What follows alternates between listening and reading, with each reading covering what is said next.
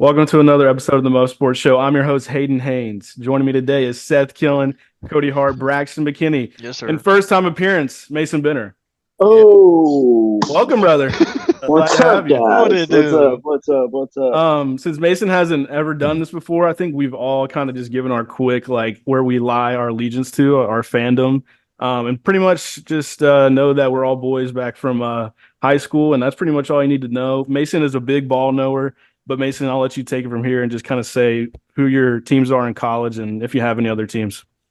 Yeah, so I'm definitely Auburn, Auburn through and through, all sports, War Name Eagle. It's a family thing. I've been going to games since I was as long as I can remember. It's been a lifelong thing. So it's mostly been football, but as I've gotten better at other sports, recently basketball, obviously. I mean, that's obvious, can't deny it. Been locked in with that as well. But just a college football lover. Always loved college football. Really great memories, growing up watching just big games, Ohio State, Florida. Like, what national championship was that? Yeah, that was one of the first ones for me too, man. With I don't know why I remember that one. That massive, yeah, that that was was that was crazy the game. year that was the year what's his name? The who was the quarterback for Ohio State that year? This was No idea.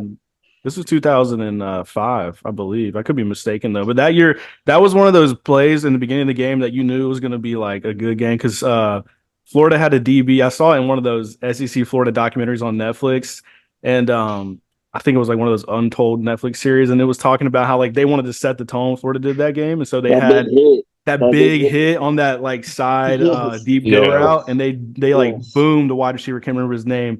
And after that, you could tell like Ohio State was shook, and then the rest was history. And Florida got that championship, and they kind of started. That's like what started the Florida State little dynasty they had, or That Florida was dynasty they 2008, had. wasn't it? I'm sorry, Brent. That Wasn't that was 2008? 2000. I think they had like the Natty before the 2008 Natty, which was like 2006 with what's his name? Not Tim Tebow, but the quarterback right before him, Chris Leak. Or am I tripping Yeah, about that? it might be It Chris was Lee. it was 2007. 2007, the Natty Yeah, 2007. Was it the 2006 season though? It might have been seven season, I but think it was 2006 season because if I'm not mistaken, LSU won in '07. Flo yeah, LSU won in I, seven with I Saban. think LSU won in '07, and then Florida won in '08 and '06. Yeah. Because yeah, you're right. And then Bama was nine after the '08 Florida championship because they had to get their get back in the SEC championship game. I was at the '08 championship against Florida when Tim Tebow beat us, and it was like I was probably like my first like really big game I went to as a kid. I was 10 and I was crying, and then all the Florida fans were just saying "fuck you" to me after that game, and I was like, oh, I'm like 10 years old. I don't even know what the fuck you're telling me right now, but I was just down tremendous.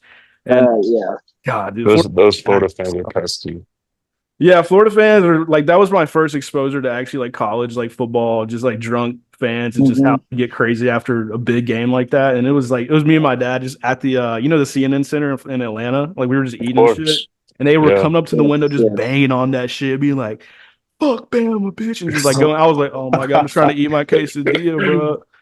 But nah, dude, that's a good game to remember, Mason. So I'm glad you're here, brother. Thanks for joining. Obviously, you're like you said, big college guy. So that's what we're going to be talking about mainly today. We just wanted to give everybody a rundown of kind of the topics. It's been a little minute since we've done this. It's been kind of a chill off season. We tried to record every once in a while, but everybody's so busy. But once we get closer to football season and in football season, we're going to record probably once a week. So just know, during last season was our first year. We did drop like Wednesdays, Thursdays, sometimes on Tuesday. Try to do it before the games really start that week because we know Thursday football in college is not the biggest thing, but for NFL it is. So we try to like break down the games coming up and just what just happened that past weekend. So just saying all that to say, we're going to try to get back into the swing of things. But in the rest of the show, we're going to talk about basically a few college football preseason, predictions, how we're thinking about the top teams in the country. Also, just returning players on the offensive side. And I think we're going to do defense in the future. And then from there, pretty much there's going to be a couple other college football things, but we might end the show with a little NFL, just hot takes and stuff like that. And then that's pretty much going to be it. So probably be another little hour episode, but we're going to try to jam it all in here. So we're going to get this thing going. And I wanted to say one quick thing about this first topic before Seth kind of presents the question. This is a list. It says my list on here. I kind of just pulled it just from a bunch of different articles and try to like just get like a generic top 10, which is not in order, by the way. So this can be your top 10 college football returning offensive players for the 2025 season. Now, some guys I'm going to, throw out here real quick that are some of the better players coming back. Guys like Jeremiah Smith, who we know, was one of the star freshman wide receivers last year, star freshman players in general. He's coming back from Ohio State national championship team, really kind of leading that team. I feel like this year, even though he's only a sophomore. You good, Bryce? Yeah. Okay. Yeah. Just making Sorry sure about you're that. good. Don't want anybody to die on the pod. Don't sue me. Oh, yeah. Sorry about All that. right. And then, no, you're good. So Cade Klubnik, also quarterback, coming back this year from Clemson, leading that team to another playoff appearance. Clemson's been in the playoff mix for most of our life now, the last decade or so. They've been in and out, but I feel like they're kind of hitting that stride again. So we're going to talk about possibly Cade Klubnik and Clemson a little bit, and another couple other guys. Another freshman last year that was a star, Ryan Williams. I know we have some guys that don't love him on this pod. We'll get into that too. That's okay. Lenore Sellers, Sam Levis, some quarterbacks coming back this year that are, promising younger quarterbacks, which we know. We saw Sam Levitt in the playoffs. We know what he's capable of. And then just a couple other guys. I'm not touching on everybody right now, but Nick Singleton from Penn State, coming back from that playoff run that they had last year. And obviously Garrett Nussmeier, Drew Aller, some other quarterbacks on this list. So I'm just throwing that out there just to kind of get it going. So Seth, now you can ask us all individually what we think. Okay. Who do y'all think should be over, if anything, Jeremiah Smith on the number one spot? Or do y'all think that's a solidified one? Yeah, I do think that's a good way to start this, because is he the best college football player returning? That's what we really should be asking ourselves. Yes, I believe he is the best college football player returning. A lot of people will make the argument, it might be a hot take, he might be the best college football player of all time at the wide receiver position. I don't know if I agree with that, but that is a take I've heard from some. And I do think he's the best player returning, Yeah. but Yeah, that's valid. I think he is by far the best. If we're doing just strictly offense right now this week, yeah, I think Jeremiah Smith is the best offensive weapon that's coming back. I know a lot of the quarterbacks get a lot of love because that's the best, most important position. But I won't take everybody's time up. I want to hear from Mason since this is his first episode here. Mason, do you think Jeremiah Smith is the best player coming back? And then also give me some other guys that you think should be, on this list that isn't. Well, yes, I think Jeremiah Smith is definitely the best returning offensive player in the country. He's certainly a weapon, just a physical specimen. He's definitely going to be first round guy. Sure. I mean, after that, it's really, I feel like this year is kind of like a big, find out year for a lot of guys, honestly. Really, truly, it could be the year of the quarterback, in that there are a lot of quarterbacks where it's kind of like a question mark by their name. Like, if they're going to be able to be consistent. Are they going to be able to stay healthy, whatever it is? Right. But honestly, I used your list as a guide just because I had no idea where to start, like on the top 10 returning players list, honestly. And basically, I moved a bunch of guys around, and I got to thinking about it and added and subtracted a couple guys. And I guess we can just start there because, I think Drew Aller was the 10th guy on there, or 9th guy. Mm-hmm. John Mateer was 10th. We can go ahead and start out and say I actually have Johnny Mateer at 2. Personally. Really? Yeah. He's a dog, man. I think he's a baller, and I also think that I think a lot of his success is going to be based on the fact that he's coming to Oklahoma, with his offensive coordinator from Washington State. Yeah. I think they're going to be a lethal combo, honestly. Like, I think I'm kind of nervous that Oklahoma could ball out this season. Yeah. Question, Mason. I got a question, Mason. Do you think John Mateer at Washington State was better than Cam Ward at Washington State? Well, if you remember Cam Ward's season, Yeah. See, I can't really speak on that. I don't really know much about Cam Ward's Washington State season, but I do know that if Cam Ward's talent can translate from Washington State and then succeed at Miami the way he did, and if Johnny Mateer was anywhere close to be able to compare a season like Cam Ward had, then I'm sure Johnny Mateer will be able to be useful in the SEC, if not a baller, which they're saying he One thing I'll is. add about that is that, you know, he did have both guys, Cam Ward and John Mateer, both had crazy years with Washington State. I think Cam Ward, obviously, we know is more of a pocket passer, which he can extend plays, but that's not his first instinct. Neither is John Mateer, but he did run for 800 yards and had 15 other touchdowns, you know, on the ground as well. So I feel like what he brings is kind of what Oklahoma has been known for recently with their quarterback play. And I think he is going to elevate them to that other level, like you're talking about, Mason. And I'm not very, like, I'm not going to sit here and lie on the podcast ever. I don't know everybody's rosters in and out in the month of June, but I do know for a fact that Oklahoma will have talent, and they are going to be, you know, that next like phase of this Oklahoma regime with Brent Venables. And I feel like basically, you know, Mateer's going to come in there and probably get them at least 8 wins, 9 wins minimum. And I feel like having him at 2 is not crazy. It might be to some people, but I feel like he did play really, really well last year and was just kind of out there in Washington. Like nobody watches the Pac, 12 anymore. Obviously, they're not a thing, but like at night, it's Yeah. so hard on the East Coast to keep up with them. But I do like that pick here, and I do think there's guys that are left off of this top 10 for sure. So Cody, if you feel like there's anybody, and Mason, you can finish before Cody Yeah. gets going. But One sec. I just want to speaking on Oklahoma real quick because honestly, the topic we're going to talk about later, you know, the top team for college football. I'll just go ahead and say I was considering trying to be like a little fire starter, like a little dark horse guy, and yeah, putting Oklahoma at 5. yeah.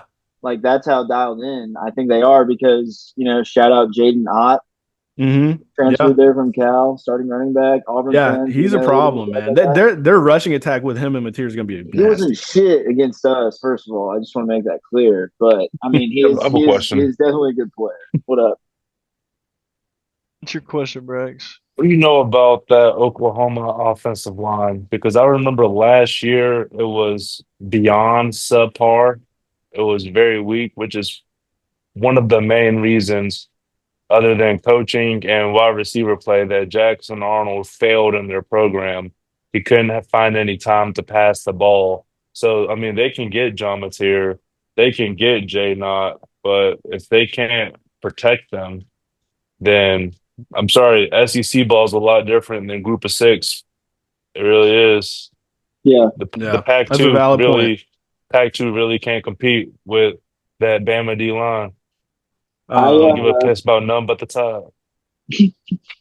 I definitely I agree. Um, but you know, I think the thing was that last year with Oklahoma, that they had some like apparently like I know they had a bunch of offensive line maybe injuries. yeah. They were But the swapping wide people in and receiver. out of Oh, their wide receivers were positions. gone after that Auburn game. Well, I know No, I mean, that, yeah, but I that know would for a have been. fact when they played Auburn, like they had moved some offensive line guys. Yeah. And I know that wasn't helping anybody. I know they got a couple transfer guys to help with that. They got a transfer center from Stanford, Jake. I'm gonna butcher this. Makula, I think is his name, and Oh, he's so he's a Polynesian sauce. probably. But you know, their line is gonna be kind of a revamped line. I'm not gonna sit here and act like I know a lot about it, but I feel like Brax, it's a new year, so we got to respect the Sooners, man. We gotta just see it before we kind of diss on them. I just know they lost Danny, the linebacker, Statsman, whatever his Oh last yeah, name yeah, is. yeah. They lost him, and he was the quarterback of their defense. And then Brent Venables is a defensive head coach, and I really don't know who is second up behind Danny. So Yeah, it's gonna I be interesting. I respect Oklahoma. I do. I definitely think they are a middle tier SEC team. I I I'm not going to put as much respect on John Mateer and Brent Venables as Mason did, but I can see it What do going to you six. I can definitely see the potential. I I what do can you can see it think? going What do to definitely you see the six. Let me make potential that clear. I what can do you see it think going to the what do you think the record's gonna be for for Oklahoma. him? 8-4. I think that's their floor probably. Yeah, me too. I think that's their floor. Like, I think if they succeed, then They could be 10-2. Right, I, right. all right, I think they're gonna objectively here. I think they're gonna lose to Bama. After Bama's gonna get that get back this year. I think they're gonna lose to Auburn.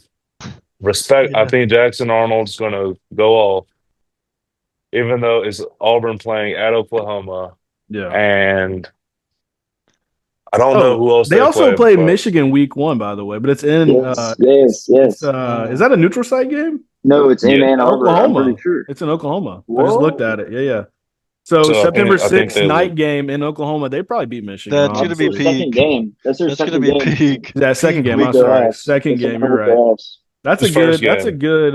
It's a good game though. Start the They season. open up SEC play with Auburn at home. No, I mean, who's their first game of the season? It's probably a Michigan. cupcake. Illinois State. Was it? Oh, All right, Yeah. that's a dub. So Yeah. It's like a FCS team. Also, I didn't know this just turned into an Oklahoma pod. It's fine. It's just funny.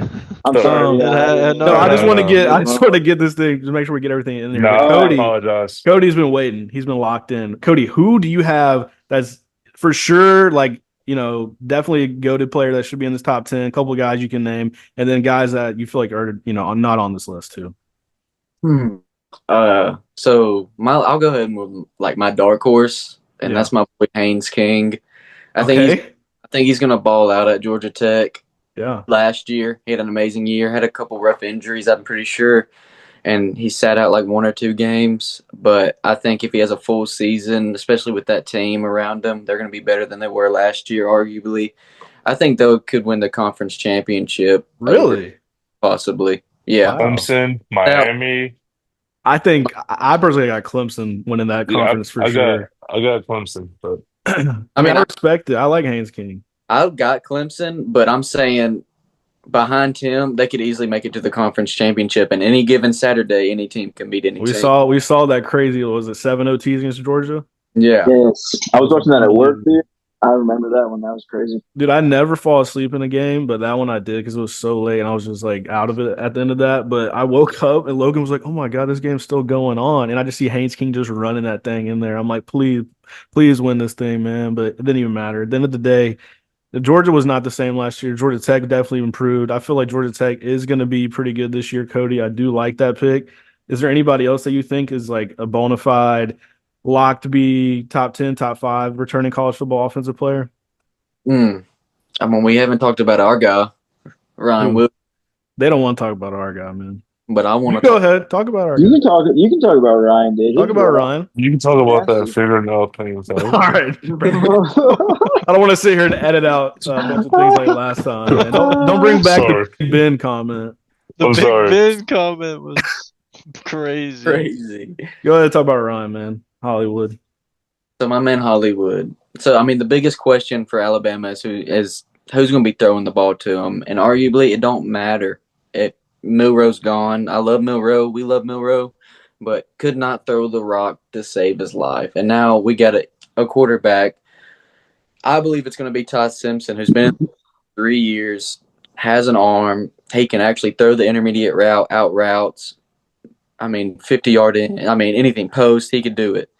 And I believe if he can do that, then Ryan Williams could easily have like 1,800 yards this year. I think the thing that's not going to happen is that because there's too many other guys to feed. Like, I think you were probably thinking like Ryan of last year getting all the targets, but now I feel like the way this offense is designed, there's going to be a lot of mouths to feed. Now, Ryan's still going to ball out, but I just don't know if he's going to get that many because it's such a hard thing to do in college because it is, there's not as many games, obviously, as NFL, but I feel like Ryan is a guy that's going to have like a floor of 1,100, 1,200 yards and get to like 15. But I think with Isaiah Horton transferring from Miami, who's a bigger guy, Jeremy Bernard coming back, and all the other depth guys, and even the running backs taking away catches, I think it's going to be really hard to get that much. But I do see where you're coming from because he is one of the better returning players. In my opinion, that's going to be able to just open. I know you're freezing out Like, right now, he's but getting I was gonna say that too. In the same token, like that's literally another way to look at it is that he could have more opportunities because he won't be doubled as much, which I'm sure that's what you're about to say. Like, that's exactly what I was saying. Is Yeah. he's doubled every Yeah. Cody's Wi-Fi is bugging, guys. But basically, I was also going to say that too. Like, I do think that's another way that he could thrive is if they are doubling, or if they won't be able to double. That's the thing this season. So, I mean, we'll see how it goes. I feel like a guy that me personally, sorry, Cody, you can finish your thing. You're back now. You're good. You're good. No, go ahead. The double. I just wanted you to elaborate on that one last time. I mean, I think in single coverage, I mean, he's arguably one of the best behind Jeremiah Smith to catch the ball. His catch radius is insane, but his playmaking after the catch is better. Yeah. So Cody, is there a guy though that's left off of this list other than Haynes King that you feel like needs to be on here? Or was that your only kind of big name you wanted to drop? Yeah, probably for right now. I'll probably get back into that. Yeah. I mean, I do like the Haynes King pick a lot. Me personally, I feel like I don't know. I kind of think like there's going to be a quarterback that steps up that's not on this list. I mean, a guy that we all know that is going to get glazed out of the ass is basically Arch Manning, but I didn't want to put him in my top 10 just because it's not like he was a star, coming out last year. He was sitting behind Quinn Ewers, but I feel like he's a guy that people will put on this list because he is Arch Manning and we know what he's expected to do. So that's a guy that I had kind of just as like okay, like we know that he's going to probably ball out. He is going to be one of the better players coming back, but at the same time, didn't really meet the criteria of this list, I guess. But I wanted to talk about Lenore Sellers a little bit. I feel like he's going to be a problem. We all know we saw what he could do last year with the team that was talented, but they might take another step this year. Some people are a little lower on them because they did lose a little bit of guys just on both sides of the ball, really. But I feel like Lenore Sellers is a guy that could really, really, really be a dark horse for a Heisman, just a SEC Player of the Year kind of guy. So that was somebody I wanted to bring up. He did have 24 touchdowns last year. 7 were on the ground. We know South Carolina is going to be a problem, especially at home. Like Alabama playing there is not going to be easy. They've lost there before.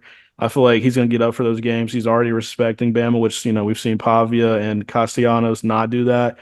So I feel like I like the guy. I think he's smart. I think he's got all the tools. So I feel like Lenore Sellers definitely one of the better players coming back. And then just one more guy here. 100% think Nick Singleton from Penn State is up there next to Jeremiah Love as far as one of the better running backs. So I'm excited to see them and another, loaded roster that Penn State has coming back. But anybody else want to chime in before we kind of move on as far as like Braxton? I don't know if you have any other guys that you want to say like you feel like got disrespected on this list. I know you talked about Cam Coleman. I want to hear that for sure.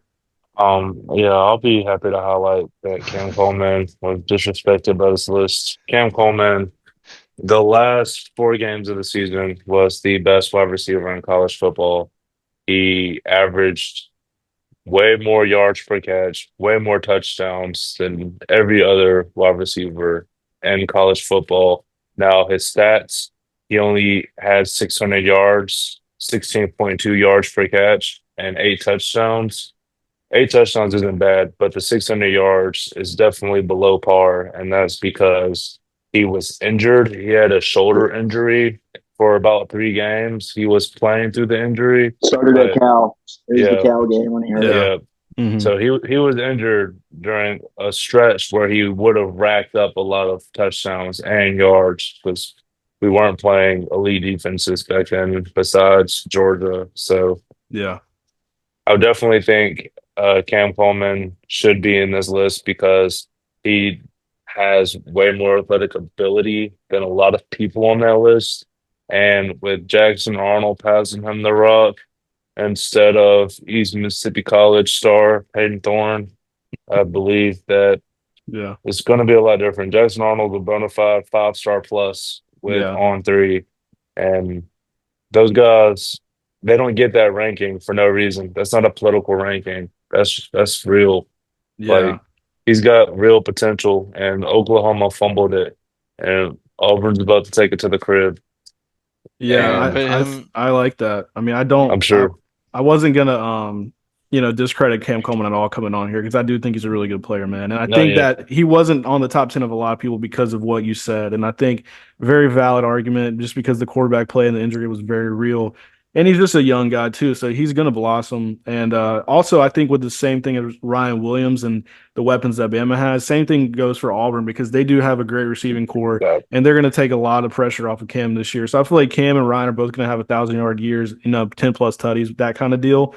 Excited to see that, man. And I feel like them two going at it, the next couple years before they go to the NFL will be great. I would love to see them on the NFL team together one day. Maybe they do that in the future, like on their second NFL contract, something like that. But that's just another story for another time. But go ahead, Brax.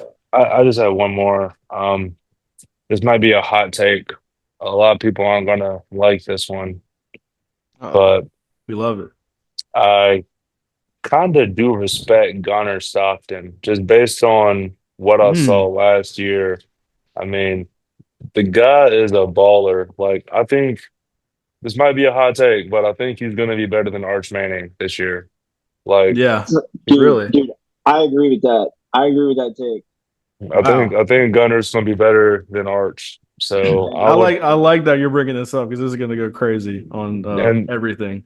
the two people that I would replace from the list to put in Cam Coleman and Gunnar Stockton would be John Mateer. Goodbye. And after John Mateer, I would say I like Jeremiah Love. I don't want to replace him. He's good. He's from St. Louis, but respect. Probably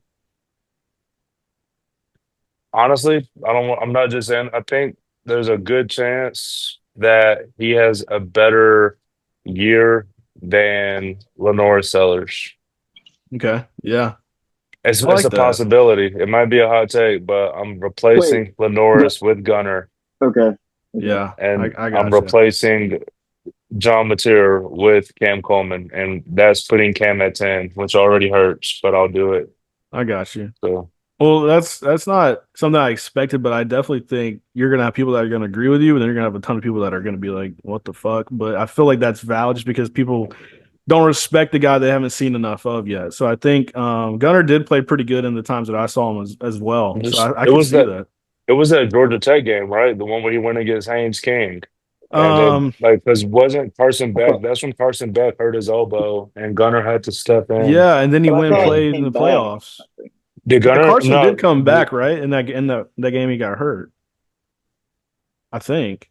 Did he? I think he did, but then it was they probably shot him in the locker room with something to keep him going, and then the next thing like he was out for the playoff, and then that's when Gunner was really the guy. I just remember watching Gunner play, and I'm like, this kid has kind of an it factor. Like, I don't know, I remember I saw him take a hit going up the middle, lost his helmet, and then got back up and kept playing. I just kind of respect Gunner Stockton. But I like that. I think he's going to be good. All right, thank you. That's it. No, very, very, very valid takes there, Braxton. I'm glad that you brought that up because that's something I wasn't thinking about at all. Seth, I want you to ask the next topic here. Just kind of set that up for us because I feel like this one's going to get kind of interesting. I really want to know what people are thinking. I'm curious to know if you would put that Auburn wide receiver under Jeremiah Smith. That's the second best wide receiver in the league. I definitely think Cam Coleman has the potential to be better than Ron Williams. 100%. I mean, he's taller, has a better catch radius. I don't know if he's as shifty, but he's definitely as fast.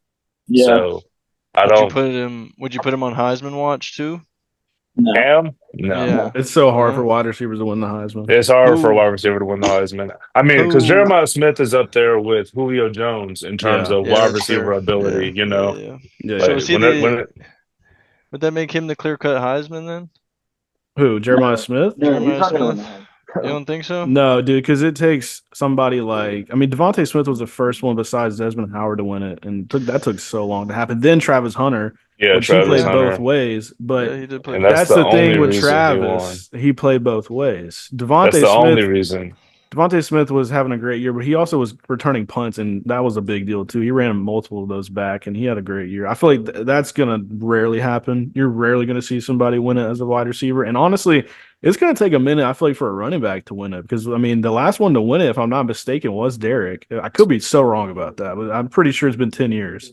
I'm pretty sure you're So- right. Yeah, you guys have Mark Ingram and Derrick Henry Yeah. both win Heisman's within Who was like the other 5 ones? years. There's no Some other ones, studs. and it's been a minute. I feel like Trey since like Mason we was had a that. finalist in 2013. Trey he Mason had a was a great year. finalist. He was a demon. was, Dude, if you think man. about it, Auburn should have won the Natty in TCU demon. 2004. They did win it in 2010, and we should have won it in 2014. We should have had 3 Natties in 10 years. That is Hey, very man. true. I'm not gonna lie. That is very true. That And you're makes right. me You're right. makes It me was Derrick mad. Henry, It was Derrick Henry. Yeah. 2016. So then Seth, who go ahead would and- y'all's top 3 Heisman be if y'all had to choose right now? Since I'm guessing it's leaning towards quarterback.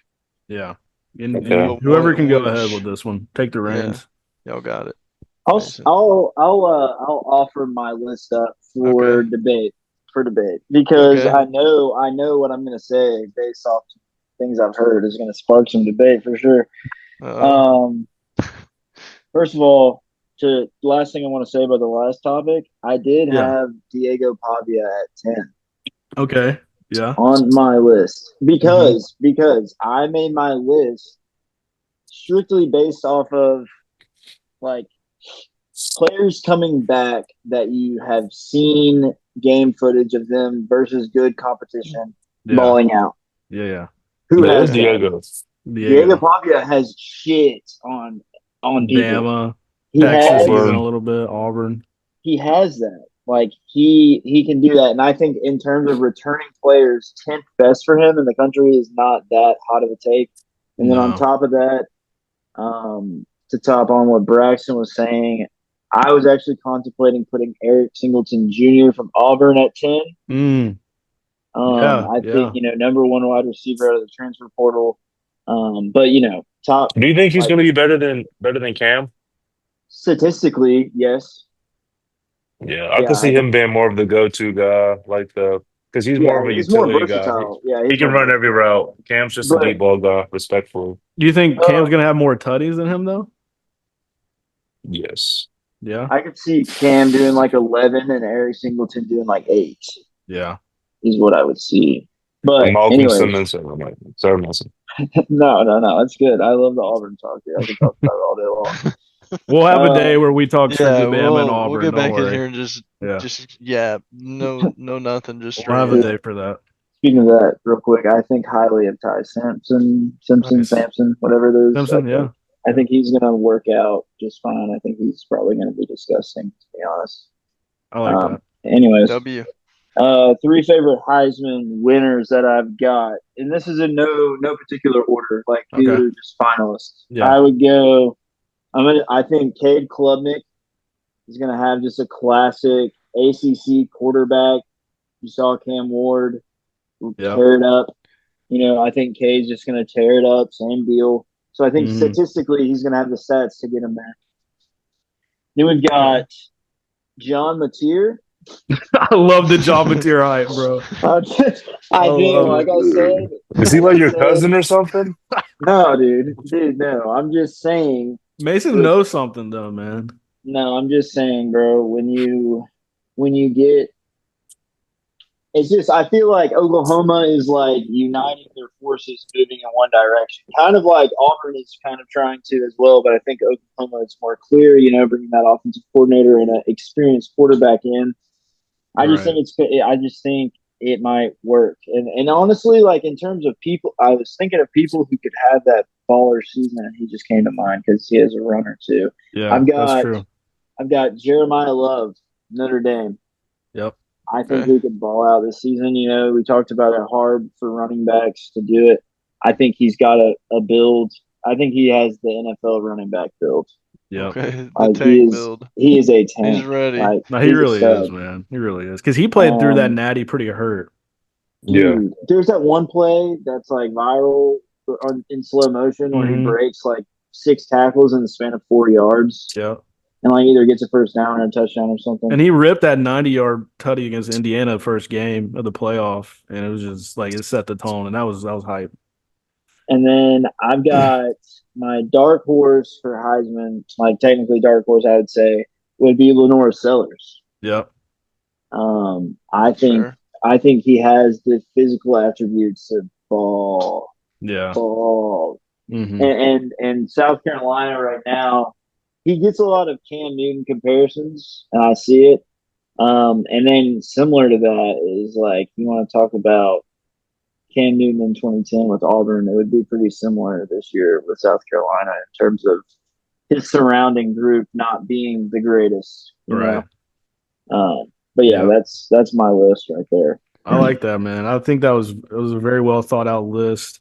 Definitely like the dark horse too. I think it's smart to have. It's like one of those things you want to come in here and you can do whatever you want. You know, anybody on here that's saying whatever, but you know that quarterbacks are going to get most of the love these days. So I think that was a good way to go about it. Plus, adding Jeremiah Love in there just as a guy that's going to get a lot of work, and I think we've already seen it. But Cody, I want you to go next, man, because I feel like Cody's always going to have great analysis with his Heisman picks. Every time we talk about this, I feel like Cody's really spot on, but I feel like he's always got a guy too that you don't expect. So I'm ready. Last year, Cody, if I'm not mistaken, who was the quarterback? Oh, you he said that last year we did this, and he said Kyron Drones, the quarterback for Virginia Tech, was his like dark horse. Now that one was a really dark horse pick, and I think we kind of were like on that for a little bit, but it quickly died off. But Cody, I like Aaron Jones. Yeah, is there anything you got this year up your sleeve, man? Is there anybody that you're thinking of? So my top three would be I'm going with Cade Klubnik. I think all I've been hearing is the team around, not just him himself, just the team around him is insane. Like they're just stacked, and their offensive line is going to be one of the best in the country. Which their offensive line is always pretty good. Mm-hmm. But this year, all I've been hearing is like they're built up front, and I mean that's only going to add more of the hype to Cade Klubnik. I think he's my favorite to win, but if I had to go second, I'll probably go. I love Lenore Sellers. I loved him last year. I think he's going to have an amazing season at South Carolina. Kind of what Mason said. Lenore Sellers is a baller, and the Cam Newton comparison was like spot on. Like I see it too. Like it's insane. When you see him run, it looks the same as Cam. When he throws, he has the same mechanics. And I mean, I think he's going to have a breakout season this year. But for my third, you know what? I'm gonna say it. I'm gonna do it. Ty Simpson. I think he's gonna have a Mac Jones type year where he just comes in and no one. Go back to 2020, everybody was like Mac Jones, and we've seen him play. Like he's going to be good, but Bama's not going to be Bama. What happened? We ran the table. Yeah, I'm not that's going to happen this year, obviously, but I think he's going to come in and prove a lot of doubters wrong. And I don't think he'll win, but I think he'll be up there for the voting for sure. I like the Mac Jones comparison. If that's what you're doing, I was gonna say something similar when I mentioned that thing about him earlier. Yeah. Cody, what was your dark horse? Did you say it? I'm sorry. Yeah. Was he your dark horse, I guess? That was your third, right? Ty was your third guy. And then Lenore Sellers was second, and then Ty. Cade Klubnik was number one. Yeah. My dark horse was Haynes King. I think I said, let's go. I love that from you, Cody. I actually got two. I got like we got a lot. He's got like 5 dark horse guys. Anybody could win the Heisman. He really is, dude. Cody's frozen again, but I do think last year Cody was pretty good about like his top 3 though. I know for a fact. Ryan, I bet he throws Ryan Williams. Oh, he'd already told me Ryan Williams. You know he's put. I don't have any Bama guys in mind, so I'm gonna let you know that right now. Go ahead, Cody. You hear Hayden? Hold on. Go ahead and finish your list, Cody. What I was saying is there's a guy at NC State. I'm pretty sure his last name's Bailey. Things like CJ Bailey. Yeah. And he run like the wind, and he's got a good arm. So that's like my really big like underdog type Heisman. And he's only 19 too. Exactly, and he's a dog. Play for? North Carolina State. CJ Bailey. He's 6'6", dude. Holy shit. That's a skyscraper. He in high school he won a state championship, had 9,000 yards. He's a problem. Dude. He's a beast. I mean, I would have taken that last year. He threw for 2,100 yards, 14 touchdowns last year, and rushed for 5 tutties as well. That's not that bad. He's a skinny dude though. 190 to be 6'6". He's gonna add some weight though, bro. Jesus Christ. Yeah. That's Um, Wimbyana. yeah. Wimbyana skinny. Not, not for sure. I'll go real quick, Braxton. You can end it for us. Save the best for last. Mine is pretty much just chalk, just like the rest of ours as far as number one. I have mine in order. I have Cade Klubnik number one. I do think that he's pretty much the guy returning that's like done the most. He improved the most last year. I thought I was really impressed with him. Honestly, I feel like there was a lot of people that were doubting him after just kind of his first couple of years or just that 1 year prior to last season where it was just a little up and down. I'm trying to understand it happens when you're younger, but he kind of progressed at a really fast rate after the Georgia game. The start of the year was not good, but after that he dominated the ACC, which is not hard. We all know that, but I feel like people kind of knock him for that. But then we saw him go to Texas in the playoff and really went toe to toe, which Quinn Ewers is not the greatest quarterback we've seen, but he still went into his house. They had a chance late in that game. I feel like Cade is going to be a guy that will be in New York City at the end of it all. And number two, I really thought about this for a long time. Mine is more of like I try to like put my own thought process into things, but like what I think is going to happen, but also what I know the world is going to push, and that's going to be what we saw in circa 2007, 8, whatever, 6, all that stuff, or really not 6, but 7, 8, and 9, which was the Tim Tebow era, Tebow mania, and I think that's going to be with Arch Manning. Like I got Arch going just because for a fact I know Texas is going to have enough around him. And two, he has Sarkisian, which is always a great thing to have in your back pocket. And I know for like a lot of my like inside being just tells me he was better than Quinn Ewers last year, but they just couldn't play Quinn over or they couldn't play Arch over him because Quinn was getting the NIL bag, even though Arch was too. And he's been there. It was kind of the seniority thing. They were like, let's go ahead and just let him develop and sit behind Quinn, and then he'll have his time, which is going to work out. I feel like for the best for Texas, but I think when it's all said and done, he's got the legs that we know we've seen. He's definitely the most athletic Manning that we've ever seen throw and run. And I think like it's just going to be that thing. They're going to push it. They're going to push it. As long as he doesn't absolutely shit the bed and get hurt, he's going to be there at the end of the day. Now that might not be, what I feel deep down is like the best three Heisman guys, but I think he's going to wind up being there. Third, I do have Jeremiah Smith solely on the fact that he is going to get the rock, and I think like he is the best wide receiver we've seen in college football since I really don't know. I mean, I feel like Julio's a great comp, but Julio didn't even do that much at Bama because we were so run heavy with Mark and Trent. It just wasn't like that. But he set up to get the ball a lot. Now they lost, Travion Henderson and Judkins. He does have Carnell Tate next to him. That's a good Batman and Robin, but I feel like he's clearly the guy that everybody's gonna want to double team. But I just don't know if you can double the dude, honestly. And Tate's still good enough to take some pressure off of him. And they even have other guys. They're the wide receiver factory, just like LSU and Bama and all these other teams. But I feel like he's the guy that's going to get there just solely off of just talent production. He's unstoppable. But that's my top three. Dark horse. I don't really have like a slam dunk like Cody or Mason's John Woods here. I feel like the Haynes King one is kind of not that crazy just because of what he does for that team and the numbers he'll put on the ground as well. So I feel like I'm not trying to like take Cody's at all, but I feel like Haynes King could be a super dark horse. But also, if I had to say my own personal one, I probably would go another quarterback. And honestly, it's kind of chalky too, but I'd probably go probably Garrett Nussmeier just because he is going to be another guy that's been there for a long time, and I feel like he'll have the weapons around him as well just to kind of put those numbers up in the SEC. But that's it for me. It's a good list, Hayden. I Thank like you, that brother. list a lot. Personally, this is somebody we all kind of overlooked, and the name kind of just came back to me as I was looking at a list. But you know Who is who that? had a great season last year? Who's that? Kevin Jennings, SMU. Mm. And I think he's going to make a lot of noise. They got some weapons, I don't know how deep he'll make it because of the level of competition he plays, but talking about Right. highlight plays, a runner, a passer, pretty Shout out smart. Rhett Lashley.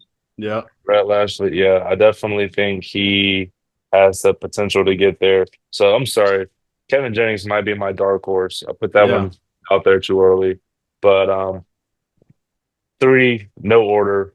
Cade Klubnik, I hate to say it, I'm not trying to ride a bandwagon. I genuinely think he's set up for success. I Yeah. mean, we all know Dabo can kind of do that kind of stuff. I mean, he's done it before.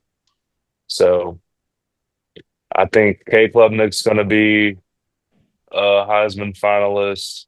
And then I also like Jeremiah Love. I think he's going to be a Heisman finalist just because you got to have one player that's not quarterback based. Yeah. And Right. then I also think another quarterback that's going to be in there is one of the two. I can't pick which one.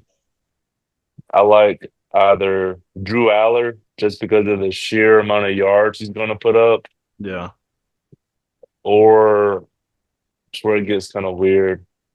DJ Lagway. That's not weird. It could be weird though, I but mean, That just would be depends weird. on how good Florida is, you know?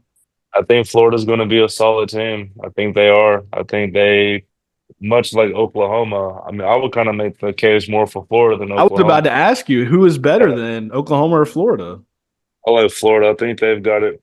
I think they've kind of been building, and I like DJ Lagway more than John Mateer. I've watched some John Mateer tape. He's not bad, but I do like DJ Lagway a little bit more.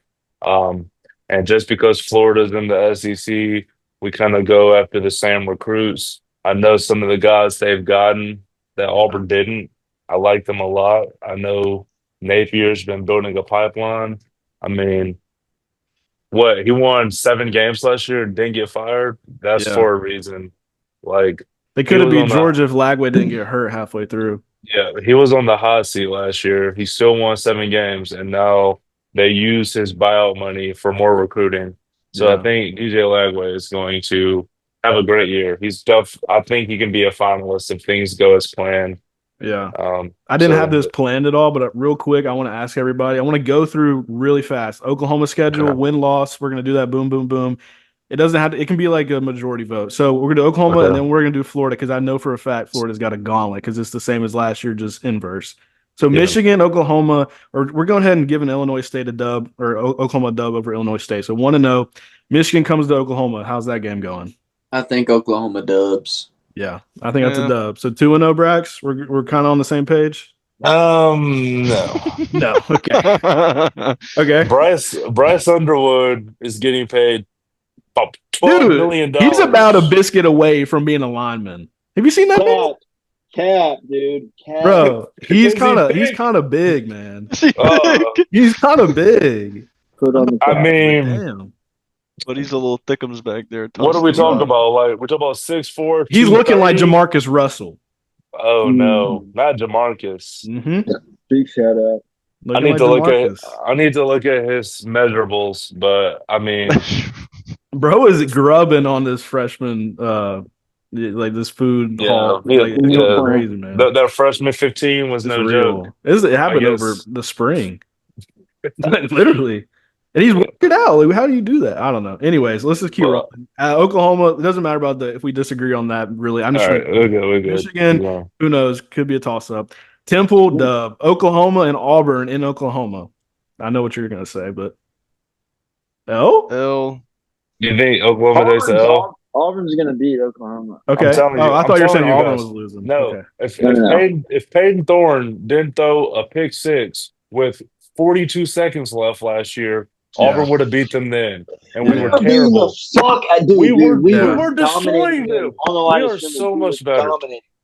And But honestly, is that I game a like night Jackson. game? No, I it's like not. Jackson Arnold in Auburn's system. John Mateer in Oklahoma system is a nice fit, but I like Auburn, and I believe that our defensive talent, especially our secondary, can stop the run game. And then if our D line is what I think it is, I think we win that game too. So I like Auburn in that game. So The first L for Oklahoma is Auburn. Then they beat the hell out of Kent State. And then they go to the Red River rivalry against Texas. That's probably an L. Are we on the same page with that? at Texas, It's just, in the Cotton Bowl. Neutral. It's neutral. neutral site. Yeah. It's a loss. Probably 2 losses there. Yeah, it's a loss. Then this is where it's gonna get nasty because you just have basically 2 losses in a row. We're not counting the Kent State one, and then you're gonna go to South Carolina. That's gonna be a good game. They are gonna have a barn burner in that one. I feel like. Yeah. Dude, I might go with South Carolina, bro. I can't lie, because that game's probably gonna get flexed to a night game. dude. South, Oklahoma might. I thought they were going to be 9-3, but they're quickly losing these games. no, I just like I said, I don't think Oklahoma's Bro, ceiling to because me is look at 9-3. this. Listen to their schedule after that, and we can just fly through this Yeah. because we don't really have to Yeah. really break it down like that. But they literally play Ole Miss in Oklahoma, at Tennessee, at Bama, and then Missouri, and then LSU. Dude, they're not winning 9 games. They might be 5-7. Are they going to make a bowl game with John Mateer? That's the question. Listen to me. I'm not hating. I'm just being like devil's advocate. Here we go. Concerning the rest of the season, they're going to win their away games, except for Alabama. Really? So they're going to South Carolina winning. Yeah. Mm-hmm. Okay. And to Tennessee.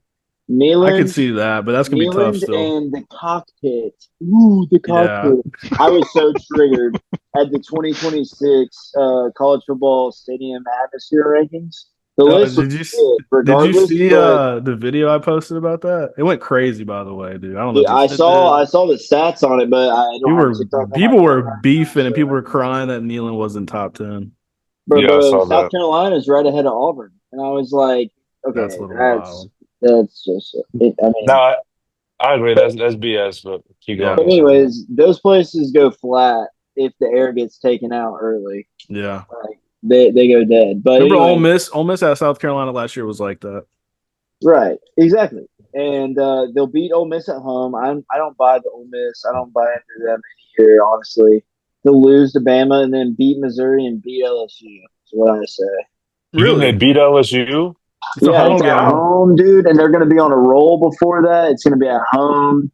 Johnny Mateer. So you, Mason, have them losing. They're going to lose to, in Mason's mind, just Texas, Bama, and that's Auburn. And Auburn. Yeah. So they're 9-3 in Mason's mind. Braxton says they might not make a bowl game.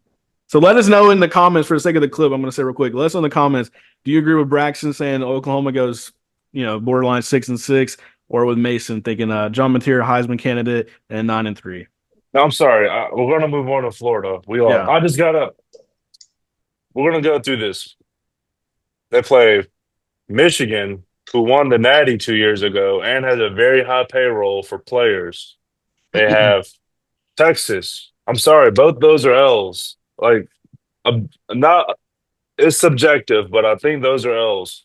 I think Auburn's an L. I think Bama's an L. I think LSU is an L, and I think Texas is an L. See, I'm like in the middle between you guys. I feel like I said earlier, the floor is 8-2, ceiling is 10-2, but now I'm starting to realize the schedule's harder. I'm thinking the ceiling might be 8-4, and the floor is 6-6. Oklahoma? Yes. Okay. I mean, I see that. They do have one of the hardest schedules. Like so hard. But look, here's the thing, bro. As long as you win the right games, you're saying they create momentum. Right, and you can drop one at Alabama, go in there, and because if they play their cards right and the way the cookies crumble, they could be in the talks to get a bid to the playoff at 9-3. Does anybody know anything about Austin Simmons? I was going to say, when Mason brought that up, I think we need to have another episode talking about SEC guys, because I feel like he's going to get really under the radar in the offseason, but he's pretty good. I should. We need just a SEC show. We will. We'll definitely have that next week or something. But I want to know, Cody. Do you think Oklahoma's shit, or are they going to be 9-3? They're going to be 8-4. Okay. All right. So about what we said, like around that area. They're gonna lose to Bama, LSU. Who else do we have? You said Texas already? Auburn, Auburn, Michigan. No, Missouri, South Carolina. At South Carolina, Cody, are they winning? At South Carolina? I know Cody likes Lenore Sellers. They're gonna lose at South Carolina. Okay. And they're gonna win against Michigan and Tulsa, Auburn. man. They're gonna beat Michigan and Auburn. Yeah. Okay. No offense to Let's just go. Let's go to That's Florida okay. real quick. Okay. We got to go through Florida's real quick because we were doing this against comparison because I feel like they're in that same tier, but it's like one schedule I thought was harder, but now I'm realizing they're both fucking hard. So I feel like Florida will get that same cupcake W against LIU. I don't even know who that is, by the way. South Florida and Florida is going to be another cupcake, and then they play at LSU week 3, and that's a night game, 7:30. They're getting beat. Death Valley night game. Give me LSU. But remember last year, how did that game go? The game at Florida, LSU kind of choked that, did they not? Or am I tripping? Because I feel like I remember seeing. I could be so wrong about that game. Hold on, let me look at it real quick. Because I feel like Lagway had a great game, and then he did have a good game. Florida LSU was a good game last year. What was that score? Oh, Florida won 27-16 in the Swamp. That was about 2 weeks before the season ended, the regular season, and Florida went 5-5 after that. LSU was 6-4. That's kind of how LSU lost to Bama. Then Florida, they were just done after that. But I think the Bama L took everything out of LSU. So Florida was kind of trending, and LSU wasn't. But now, does LSU get the revenge game this year? Yeah, they do. They do. Yeah. So they lose to LSU. LSU, bro. Damn. So 7 sacks against LSU last year, but are we sure they're gonna lose again to LSU? Mason says, "Do you say they lose?" I say, dude. I'm gonna say because of the hype of the game, LSU defeats Florida on September 13th in Baton Rouge for sure. Bro, we got some bangers in the SEC, by the way. Following that, they go to Carson Beck in Miami. Wow. Dub. Wow. Dude. I got a Florida dub that game. Okay. So Florida dub, and then they go home in the Swamp to play Texas. This is quickly unraveling. This is as far as how hard the schedule gets. I got a Florida L. Okay. At the Swamp? I think they could maybe rattle Arch Manning a little bit. It's gonna be tough. I'm gonna rattle them. They're gonna rattle Cody. I think Texas rattles DJ Lagway that game. Dude, really? Texas is so deep on both sides of the ball, like in the trenches. They are insane. I'm just not sure Texas has never been in the Swamp. This is going to be a little different, I feel like. This is going to be different. That's a good point. I'm still forgetting Florida, and I still forget Texas and Oklahoma are like just settling into the SEC. That's what I'm saying. Like, this is going to be really interesting for Arch Manning. Yeah. I'm not saying they're winning, but I think they could be a really good game. Like, I'm talking about OT, like double OT type deal. I think Florida would be lit. I think Florida loses. Okay, so that's a toss-up. Florida could lose to basically we're saying LSU and Texas early. This is not even before October 11, and then they go at A&M. Dub. I think they're going to beat. I don't buy the A&M hype. Marcel Reed is weak. Yeah, Mike Elko. I don't buy that either. Good, Braxton. Marcel Reed is cheats. Good take. Sorry. Good take. I'm with that. All right, so Florida dub, and then Mississippi State dub, and then Georgia, Florida game. What are we thinking? Do they get back? I don't know. They probably don't, but it's gonna be. I could see it happening, type of thing. Right. I think Georgia takes care of business there. Yeah, right. Georgia's one of those teams. It's really hard to bet against them. In the regular season, like Georgia doesn't lose a lot of games. Like, is that game in the Swamp or that's the neutral site? Jacksonville. It's in the Jaguars. It's going to be a Florida home game then. So, no, it's pretty good. Georgia's close to Jacksonville. Yeah. Well, yeah, it is, but I think Florida probably loses that one though. You think Florida loses to Georgia? I think so far I'm kind of on the same page. Like, so how many is that? That's 3, right? That's 3 losses. We're saying Texas at Death Valley early, and then we're saying Georgia. Yeah, and then this is like the back. We're getting to the second half of the schedule. Kentucky probably going to win that. At Ole Miss. Does Florida beat Ole Miss on the road? I could see that being like a sketchy one. I can see that being that wholeheartedly depends on what this Austin Simmons kid is about. Mhm. Yeah. He If came Austin in Simmons, and kind yeah, of cooked Georgia that one drive, but that was only one drive. if he's comparable to Jackson Dart, I think Ole Miss wins that game. Okay.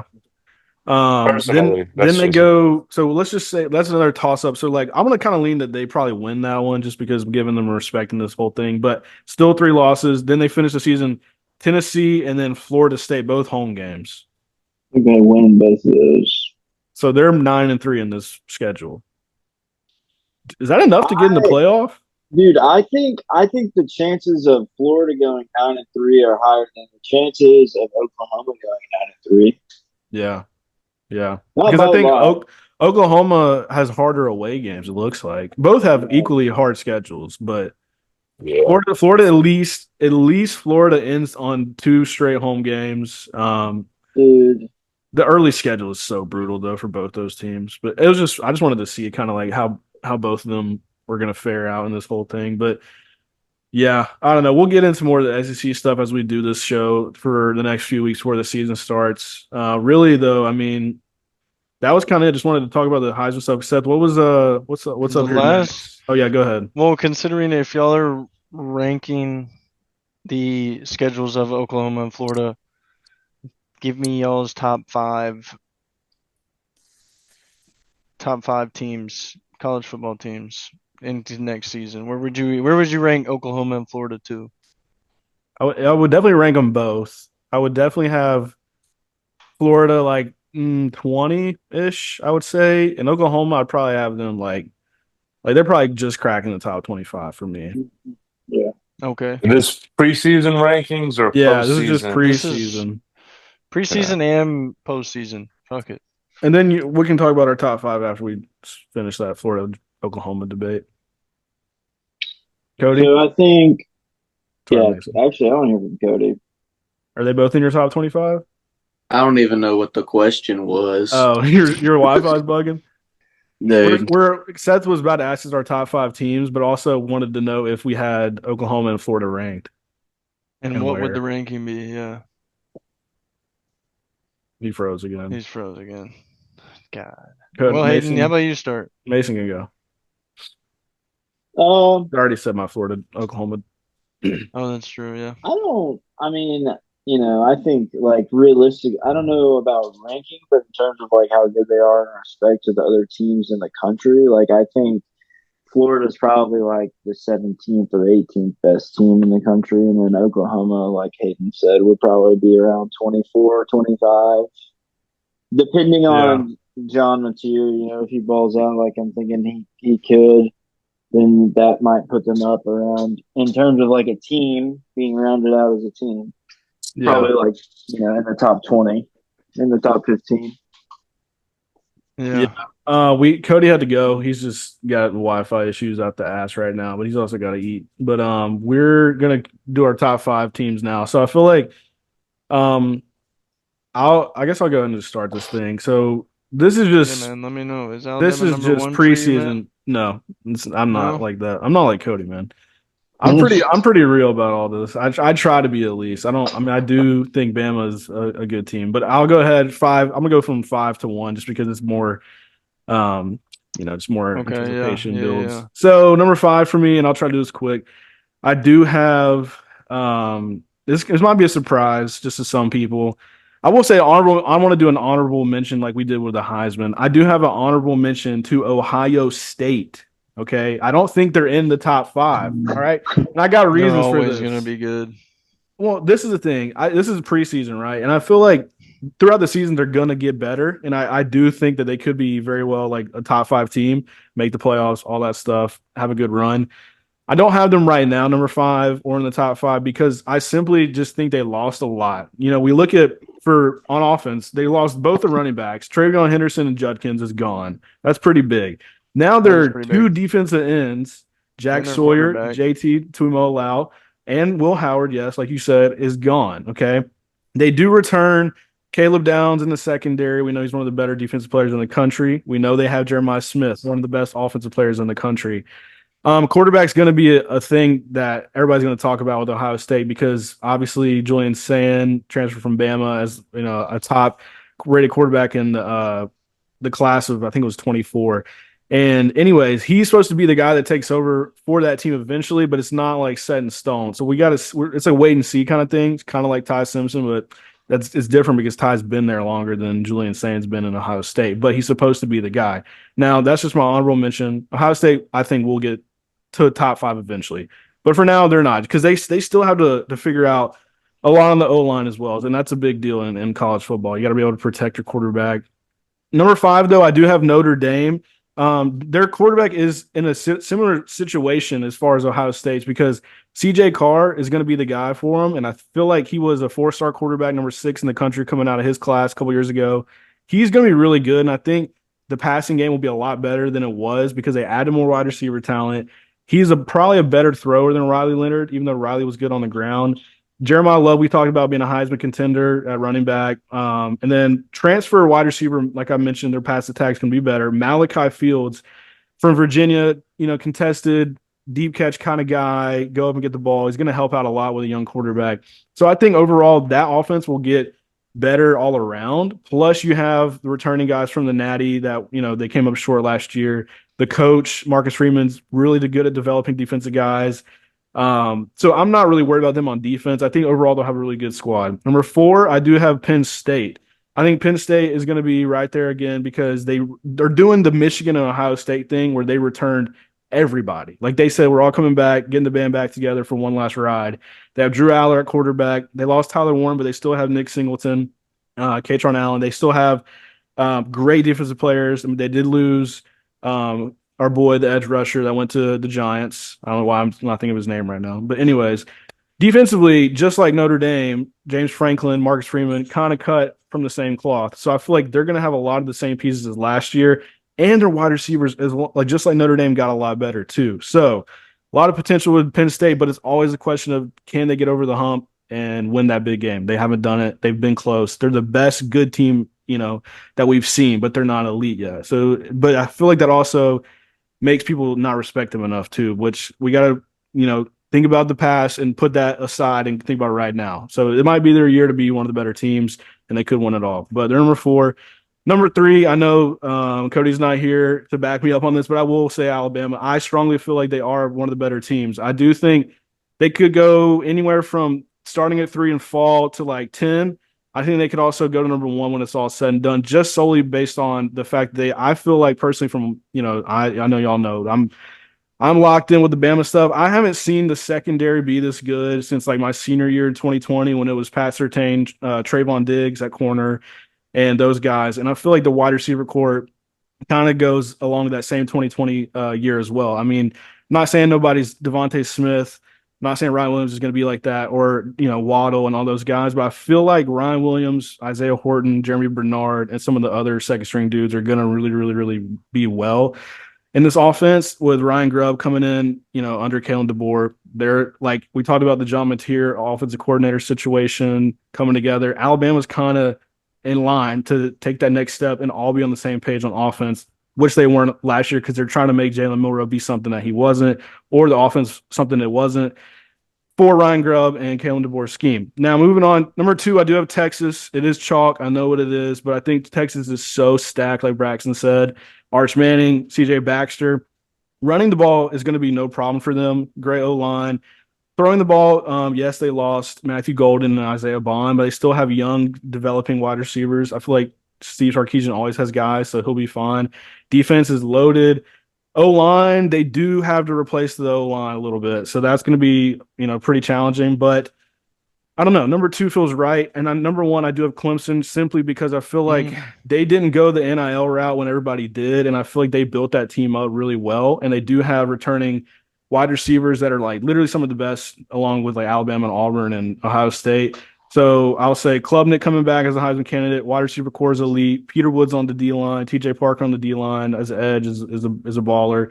Hampton and Terrell in the secondary, nasty. So I feel like Clemson for me at preseason number 1 feels safe just because they do have a lot of experience and the depth will be interesting, but I don't know. I don't know how I can't put them at 1. So that's my top 5.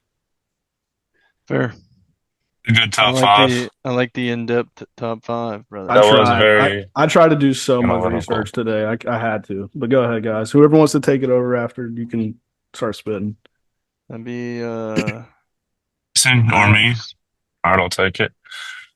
We'll start with five. Five. I think I like Notre Dame just because they always play a cupcake schedule, and I can definitely see them going 12-0 on a cupcake schedule, or they with that cupcake schedule and still be top five for some reason. Yeah. The playoff committee loves them. Mm-hmm. Four, I like Georgia. The Georgia Bulldogs, in my opinion, are going to be a good team. I think Gunnar Stockton is going to lead them to victory. Kirby Smart has been recruiting on defense like nobody's business. They've got the secondary safety. His name is KJ Bolden, Yep. and Auburn was getting really close to getting him. He was trying to decide between Florida State, Auburn, or Georgia, and he's chose Georgia, and I can't really blame him. But I really think he's going to take a big step. He was the only true freshman to start on their defense last year, so I Yeah. think he takes a big There step. you go. I think Georgia at four. Um, then I'm gonna go Clemson at three per Hayden. Uh, Dabo did go the unconventional route, and he did decide not to exercise NIL the way a lot of other programs did. A lot of people that are playing for Clemson are truly doing this for the love of the game, and they have a lot of blue chip recruits. A lot of these guys aren't in it for the money. I mean, they're paying them, but it's a lot different than how other programs are structured Yeah. in And I terms kind of of top power misspoke. I meant four. to say NIL and transfer portal, but that's like one and the same. Yeah, Anyway. I mean, it's basically the same. I Yeah. mean, I knew what you were, I knew what you meant, and so Yeah. will the viewers. But the way they don't really go with the transfer portal, they're not the biggest NIL collective, and they still perform the way they do. Like Dabo truly is a great coach, and I think he's going to lead his team to victory. Then I'm going to go with Texas at two, just because I think they are so deep on both sides of the ball. I don't really like a lot of their players. Like, I don't know. I'm just not the biggest fan, but I do think they have a great team. And I think they're going to go very, very far. I don't see them losing a lot of games. Like, we're talking about them playing Texas and them playing Oklahoma. When it comes down to the end of it, I'll bet anybody right now they win both those games. I don't see Texas losing a lot of games or any at all. I mean, I can see them losing a game, but Yeah. not for real. Yeah. Um, and first, I gotta go Penn State. Okay. W. I think Drew Aller is going to have a breakout year. I mean, talk about he was one of my Heisman finalists. Yeah, Yeah. Like, I saw him down there. I think he's going to have a great year. Like you said, they brought back a lot of their great players. Like, they were so close last year to finally putting it all together. So Yeah. I think this is the year they do it. I mean, just from where they were last year, how they didn't lose anybody, and all their players sat there and took that L together that deep in the playoffs. I think that's really going to serve them great value going into this year. So I really like Penn State at number one, and that is my top five. I like that, Brax. I wanted to ask you, did you say your honorable mention at the beginning or no? Oh no, I did not give an honorable mention. So sixth, I would probably. You just cut out. Oh, I'm sorry. I said sixth. I would probably have to put. I'm trying to. I had Ohio State, if you want to know.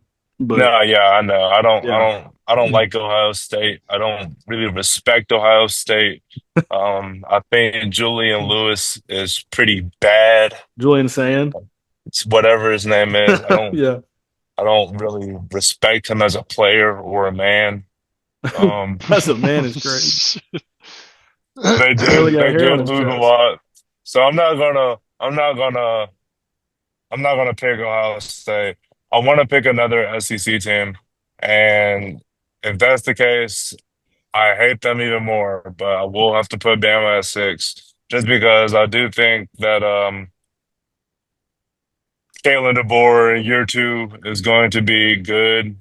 I think you guys go 11-1 or 10-2 with Yeah. losses to Auburn and Texas. So I like I that's it. got about you. it. But that's it for Respect. me. Respect. All right, Mason, you're up, man. Honorable mention. That's that's that's an incredible list, Braxton. What are your thoughts, man? What Yeah, is go ahead. incredible? Elaborate. Okay, that has a few. That can No, have a different connotation.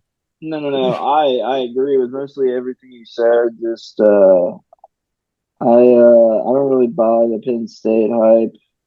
Mm.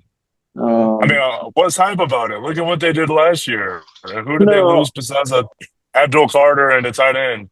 I mean, I that is know, facts. I know. They got a good draw there in the playoffs. Is what I'm saying. Yeah, Yeah, they that's They, do. true. They got a best draw out of anybody. so, but what I'm saying, I can't decide. I didn't originally have a an honorable mention, but after you said yours, I think I am going to actually put. I can't decide between Alabama and Penn State Mm. as my number 6. If I had to pick, I'd probably say Penn State at 6, Bama at 7, probably. Yeah. I like Um, it. I believe I in like it. Sampson at Bama, and I believe in their offensive line. Their defense is always solid. They've always been stacked on D.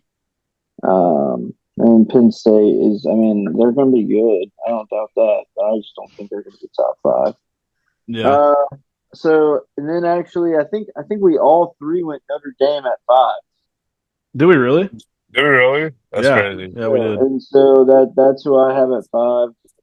I believe in Marcus Freeman. I think he's going to have a long career at Notre Dame, and he's going to be always having them in the conversation.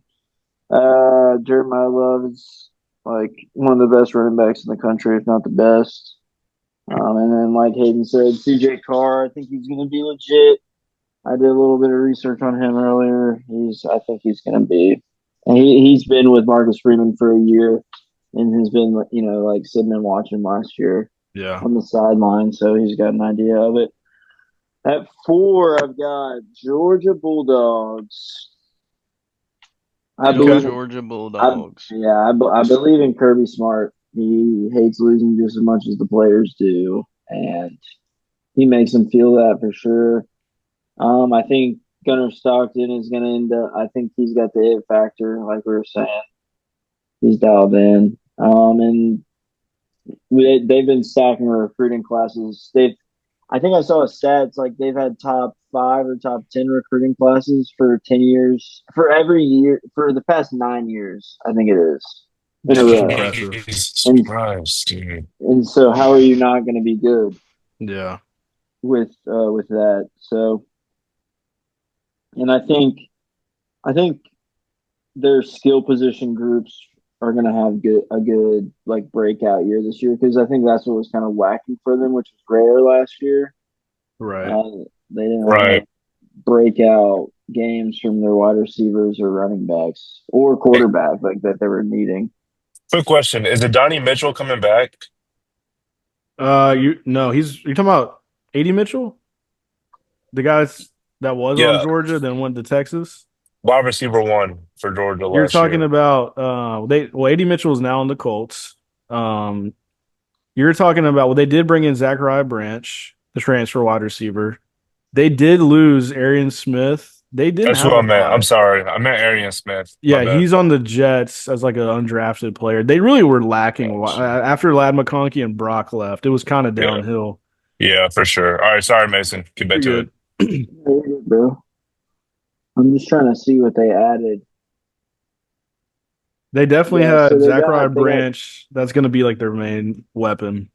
Zachariah Branch, and they also got Noah Thomas from Texas A&M. Oh yeah, He had 39 catches, 500 yards, and 8 touchdowns. He's Mhm. 6'6", 210, big guy. Yeah. So yeah, I believe in Georgia personally to be good enough to make a run in the playoff. At 3, I've got Ohio State. I Mm. think they're going to figure it out at quarterback. Well, I don't even think it's that they're going to figure it out at quarterback. I just think that I don't think that Will Howard was worth a shit, dude. Yeah, he was And just loaded so, Yeah. around him. right, and Yeah, they totally. I once hate Will again Howard. Seth's a Steeler fan, so he's just I glazing. hate him. they've got they've got Jeremiah Smith, dude. They want to Cornell get Tate. they want to get revenge on Michigan, so they're going to want to just obliterate them. Their secondary is nasty. Caleb Downs. Yeah. Um, their offensive line is deep. Their defensive line is deep too. They've got like lots of guys who are highly ranked and transferred. So, Yeah. at 2, I've got Clemson. Mm. Um, First of all, Cade Klubnik, he's disgusting. That goes without being said. I think also they have the highest returning defensive production in the country, like Yeah. statistical wise. Yeah. So that speaks for itself. They've got guys who've played before. They're going to be disgusting on defense. And like we were talking about, we touched on Dabo's, when the transfer portal and NIL kind of broke out and became a thing together, it was kind of the thing that Clemson was like not bought into that. And I think what's always been true is that Dabo's been able to recruit out of high school. Right. Yeah. And so the players that he's been recruiting, they are coming through right now. And I think they're gonna ball out this year. I also think they've got an easy schedule. So they're basically going to get an auto bid to the playoffs, and then from there, it'll be kind of a test of their true ability. But I think they'll be able to run through the ACC pretty easily. I think they'll win the ACC championship. Yeah, I agree. And Agreed. then my number 1 team, big time, Texas Longhorns. I've got them as my early favorite to be the best team in college football for 2025. I think Steve Sarkisian has been locked in on the recruiting trail, like for the same reasons as Dabo, but then added the whole entire side of NIL because you've seen all the videos of the kids getting on Lamborghinis Yeah, that's outside crazy. of Texas practice facilities and whatnot. Like, what are we Wild shit. doing, bro? Wild That's so shit, crazy. man. That is unfathomable. But like, I just want to let it be known, Isaiah Bond, no bad blood, but just stating he's an example. He got that Lamborghini dangled in front of him.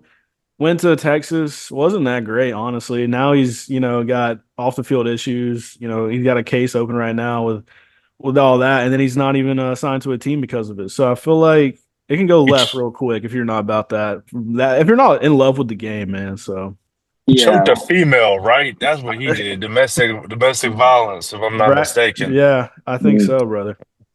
did him dirty, bro. Quick question.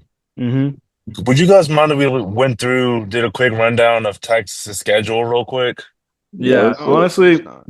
we can kind of end on that if you want. Unless Mason's got anything else to say about Texas real quick. Unless we can just bring it up as we go through the schedule.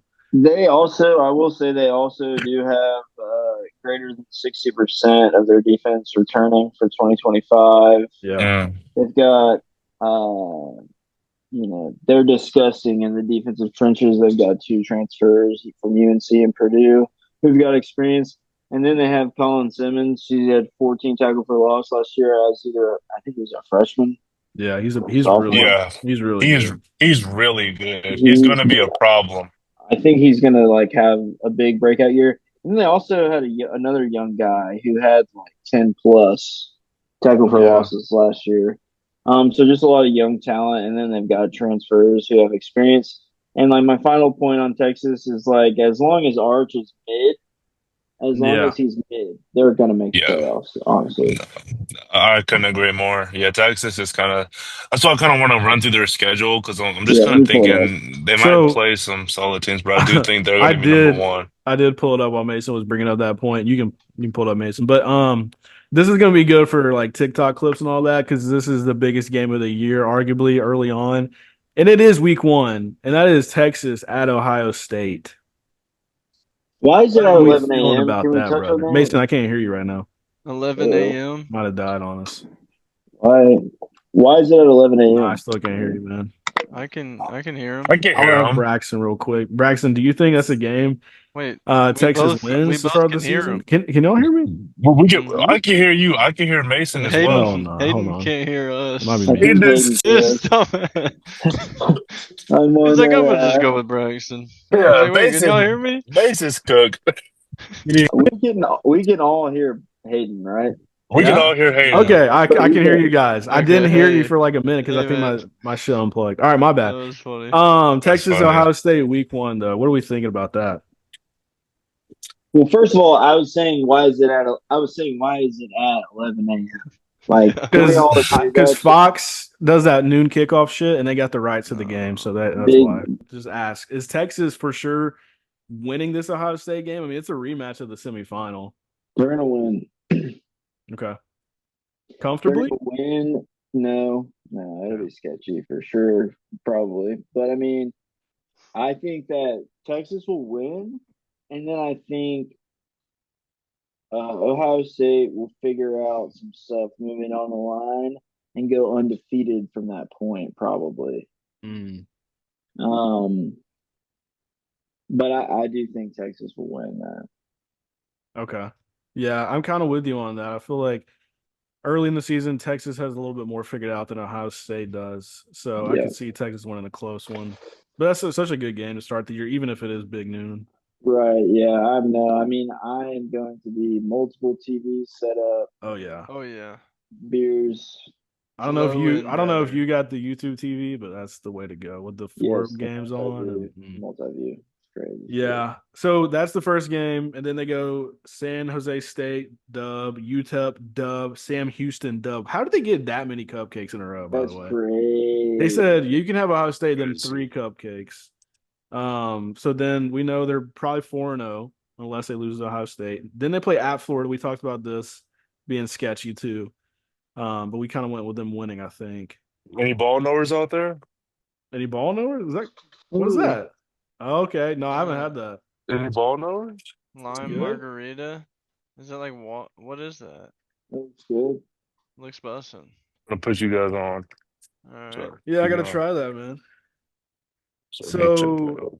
besides the Texas Florida game, after that they do play Oklahoma. We kind of feel like they're gonna win both those games. It could be sketchy with Florida on the road. Kentucky on the road, probably a dub. Mississippi State, probably a dub. Vanderbilt at home, probably a dub. So it kind of is an easy schedule after that Ohio State game, other than Florida and Oklahoma in the middle. But they finished with at Georgia, home versus Arkansas, and home versus A&M. Doesn't look like they're losing more than 1 or 2 games. Georgia could be an L for sure. That's at I Georgia. think I think I think Georgia and Florida are the only toss-ups, and if that's the case, that's Ohio only two. State, not a toss up. Well, okay, I guess that is would be a 3 toss. toss ups, but leaning Texas still. Right, exactly. So Yeah. like that's what 2 or 3 losses. If it's two, that's playoff. Worse. Yeah. So I mean, dude, it's I think they're 11-1, and I'm gonna say they probably lose that Georgia game just because I feel like Georgia just has their number, oddly enough. And late in the year, Georgia's trying to make that playoff push. Probably like a game they have to win at that point because I think Georgia will probably be already with 1L or something at that point. So they're going to be That's thinking like, a we that's have a to that's win that. dude. That's a Kirby Smart Steve Sarkisian game right there. Like Yeah, That's a big game. that'll be fun. that's a So Bama alumni game. I want to know who Georgia plays before that Texas game real quick, just because you know for a fact. Yeah, okay. So Georgia's schedule before that is like just basically Auburn, Ole Miss, Florida, Mississippi State, and then they play Texas. I mean, before all that, early in the season they host Bama, they go to Tennessee. So I feel like Georgia's schedule is kind of tough, with the biggest games highlighted obviously being Bama, Texas. You know, you could throw in there Florida, or I mean, I guess at Auburn's pretty big. Um, at Tennessee. So there's I about four or can't wait five for them games to for come to Georgia. Jordan Hare, bro. Do Georgia not could sleep. lose 2 or 3 games though. Do not sleep on Auburn playing Georgia in Jordan Hare. Oh no, not Kirby sleeping. has stated publicly he is scared of Jordan Hare Stadium. So, Yeah, because bro's traumatized from the kick six. What you mean? dude, W. or the W. miracle in Jordan Hare with Right, Nick Marshall. right. Yeah, But I yeah, don't Good think I times. think he knows, man, that it's going to be a tough game. But I feel like Georgia has a little bit harder schedule in Texas, but both seem like they're going to be ready for each other, because I think Georgia will play Mississippi State right before Texas, so that's like a yeah. just get right So game after Florida. It's Florida, Mississippi State, Texas. So I feel like Georgia's probably going to be looking at, like, at worst coming into that Texas game being a one-loss team. I mean, maybe losing to Bama, maybe they lose again, or they shouldn't. To like at There's no way they lose to Tennessee, but I'm just gonna say at Auburn or at Tennessee, one of those. So they yeah, could be a worst case scenario a 2-loss team needing to beat Texas to make the playoff push, because I don't know if 9-3 is going to get it. It's just going to be tough. right. But the thought process behind all that was like to say the Texas Georgia game, I'm leaning Georgia because it's at home. They've had their number. And like, once again, it's Arch Manning in, primetime game at night. I just want to see it on the road before I can kind of crown him. So Texas probably, in my opinion, goes 11-1 with a loss to Georgia. I will agree That's with valid. that. I can see that. Wait, quick question though. Yeah. Can we all admit there might be a team we're forgetting, Oh, or I'm sure there is. can we talk about Oregon? Yeah. Dante Moore. Dante Moore. I mean, I don't know who their quarterback is right now, but it's hard to take the number one overall seed from last year and then say they're not even top five this year. I That's don't Well, know. that's fair. what I'm saying. Like Dante it, I, Moore sat behind Dylan oh, Gabriel. okay, so yeah, no, I'm a little So casual. no, you're not a casual. It's hard to keep up with all these college football teams. I feel like Dante Moore he transferred from UCLA. He's only 20. Um, he's gonna be Yeah, good. Obviously, Oregon's got so much NIL money, just like Texas and Ohio State, because Mason. Phil Knight and all the Nike stuff. We were talking about why did nobody talk about Oregon? So just wanted to bring Oh, that no, up. oh yeah, yeah. No, I was hearing that. I just think that No Dylan Gabriel, no good. I guess, man. I don't know. They're just kind of They they're didn't in that really year. pop into my head, man. They Like, need to kind of like wait another year to get all the pieces together, because I feel like at wide receiver they lost a couple of guys in the last few years, whether it's Troy Franklin, Tez Johnson. Um, I they mean, I'm have a not mistaken, fucking Trayshawn Holden transferred there from Bama, and he's in the NFL now. Yeah, They lost a lot of weapons on the outside. but you got to remember, dude. They also have the number one true freshman wide receiver commit coming in. Yeah, Um, and they've got just, I mean, they got some transfers. They have a high NIL, and I respect the shit out of Dan Lanning. So yeah, I'm kind of yeah. scared, dude. I don't know. they've got a cupcake schedule. They're Really 100%. They're a cupcake schedule right here. I mean, I'm looking at it. That's Yeah. what you get when cupcake you're in the fucking Big schedule, Ten, which dude. is what. Brax, you're cutting out so bad right now. They do. I mean, looking at it, Mason, they do play only a tough game like once every 6 weeks. It's like at Penn State early in the season. Hmm. I mean, really, I don't even know if this is tough, but like I'll throw it in there at Iowa and then at Washington to end the year. Like that's literally it. Maybe USC at home Oh might yeah, be yeah. interesting. But it's like with that schedule, they'll probably get propped up as a top 10 team easily. But it's like, are they really? I don't know. They'll probably walk into the playoffs. I mean, they lose like one game and they're chilling.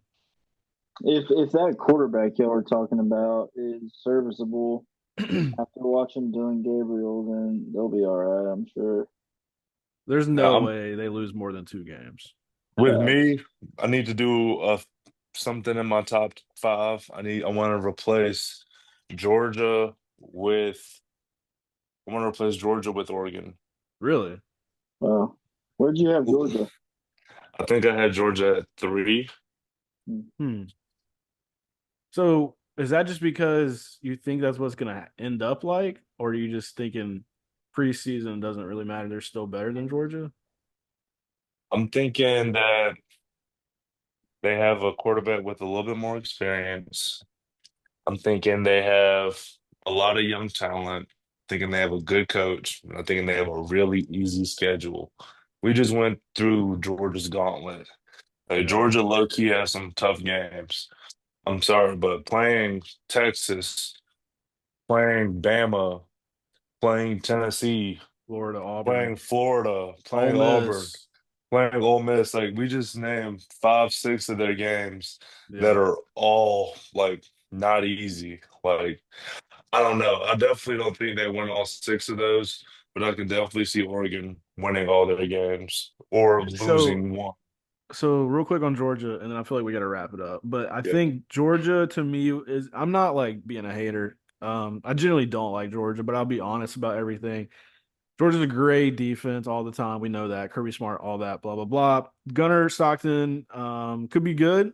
Also feel like it's kind of the same vibe I was getting last year. Like I think I just struggle with thinking Georgia's so elite because I do feel like there's not a lot of talent. Like I like offensively, like when I say talent, I'm talking about bona fide first round weapons. Like they don't have the Brock Bowers, the Lad McConkey, the George Pickens, the AD Mitchells. Like that Yeah. Zachariah Branch is a gadget player. He was so good at it, like coming out of high school in that freshman year. But like to me, I don't know, man. It's just I'm gonna have to see it. I'm gonna Kirby sounds kind of skeptical at times, which I know that's used as a tactic to motivate. But I think, and I know he learns that from Saban. But it's just one of those things. Like to me, plus the schedule and the lack of experience at quarterback and other weapons, it's gonna be like last year again. I think that they got to run the hell out of the ball because they were so garbage at that, and that's never the case. Same with Bama. Bama, besides Jalen Milrow, was awful at running the ball. Not really because of the guys in the O line and the running backs, but I think it was like the scheme and the way it was. Jalen was kind of taking everything, and it just was not a good way to get people on the like the feel for the game. The flow of the game was messed up. But for Georgia, it was different because they genuinely had no elite running backs. ETN wasn't elite. Their O line wasn't elite. Ratledge, I know, got hurt. All that stuff, but like. I think they're kind of the same. It's almost like literally copy and paste from last season. I could be totally wrong. I just think they're sitting on that 10-2 line with a game deciding their season being like Texas, like at the end. And you don't want that. Like I feel like they're gonna literally have to beat Bama. They're gonna have to beat Auburn on the road, and they're gonna have to beat Ole Miss and Tennessee too. So like in Florida, like that's a lot. And then you gotta That's a lot. for sure try to beat Texas to get in the playoff because if you lose to Bama, like I said, if you lose to Auburn, you're not making the playoff at 9-3. I don't think Hey it's now, there's a good chance Auburn goes 9-3. There's a there good is a chance. good chance, but there, you could say that about literally so many SEC teams. Hmm. Yeah. That's the thing. I'm not like I'm totally honest about Auburn. I think Auburn is a lot better than I know we all think that Auburn's pretty good because we're from Bama. We understand like how much they've gotten better in one season, and I do think the casuals are not going to respect them enough. But I think clearly the quarterback, the wide receivers, even the defense is going to be a lot better. Coaching wise, everything's going to be fine. But they still literally play in the SEC, bro. Like we just mentioned, all these other teams. It's so hard to know who's going to separate themselves because it takes an injury or two. It takes one bad bounce of the ball, and it's just like you're cooked after a certain bad week or two. And like that's the thing with Auburn. I need to just see like if they get one of those Auburn momentum swings like halfway through the season where they beat somebody they're not supposed to, like a Georgia or something, then it's like all gas, no brakes, and Auburn can take off and be like a borderline playoff team, which is very well in the cards. But I think personally, I can't just be like Auburn's 9-3 lock. It's just like Oklahoma or Florida. It's one of those things. Like they could be better than both those teams. They could also be right there with them. So I don't know. No, yeah, But you're that's definitely right. You're it's definitely it's right. hard to But say because do you think I want to ask this? Do you think there's like a clear gap in the SEC? Because I feel like there's not. Like I feel like even like Texas is so good, right? And we think Georgia's so good, or Bama is kind of up there, and like yeah, there's a little drop off from like the next tier, like Florida, Auburn, Oklahoma, Miss or Ole Miss, Tennessee. But oh LSU too, right? Like that's another thing. There's like so many good teams in the SEC that I can't just for sure say anybody's going to be 9-3, and that's it. I couldn't agree with you more, sir. Keep it honest. I really couldn't agree with you more. I And think it's scary it's because we went through that phase, bro. Where like Bama and Auburn were like, okay, we're kind of duking it out every other year, and one of us, might win the SEC or the Natty. The other one will be close. And then you throw in like a Georgia every now and then. You throw in LSU, but like now it's you fucking have Texas with all the NIL. Oklahoma's still solid, and then you literally have a lot of. I think the biggest thing that I took away recently was the SEC coaches being pretty good. Like better than a lot of people expected. Like I think if you look at it right now, you have Sarkisian, Kirby. You throw in, I know we don't love the guy probably, but Brian Kelly's got the resume. Kalen DeVore's got the resume. Lane Kiffin's got the resume. And then there's like the wild cards of Josh Heupel, old buddy from Florida. No, I'm slipping my mind, but like Billy those Napier. guys, Billy Napier, like there's so many good coaches. I know Mike Elko's whatever, but there's guys with experience. SEC has even the Vanderbilt coach. Like it's just like there's guys, like there's just dudes out there in the SEC now that like used to just go through the SEC in like the 2000s and even the 2010s and be like LLL for like all those teams because you knew like they had no shot. But now with the balance of the transfer portal, it's and the talent of the coaches, it's like it's so hard to know. But it was a good topic, to finish on. I feel like we're gonna obviously have to dive into the SEC a lot more. This was a good show, but do want to end it here because I gotta get going. But appreciate everybody coming on. It was fun. I'll have to chop up a lot of this. It's gonna take me a minute, so I don't know when this will drop this week, but I will drop this week. I'm gonna pump out a lot of content. Just I've been trying to get a lot more consistent with that. So expect that. Appreciate Braxton, Mason, and Seth. Cody too. Wish he could have stayed longer, but it's hard to get everybody on the same schedule. Oh And yeah. once again, this is the Muff Sports Show.